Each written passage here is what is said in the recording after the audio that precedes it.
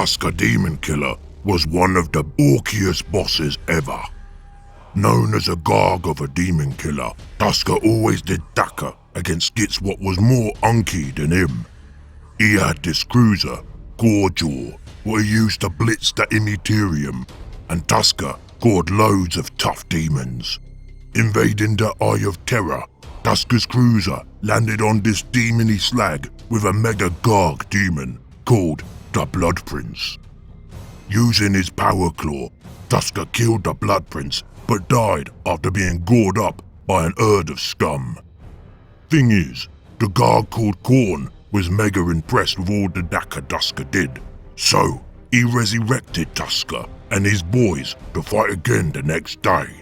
For days, Tusker and his boys would Daka the demons like proper orcs, and the Blood Garg was mega happy with them.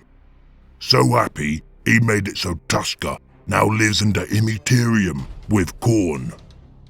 There's a place called the Brass Citadel, where Khorne keeps his generals to fight Tusker every day and kill him.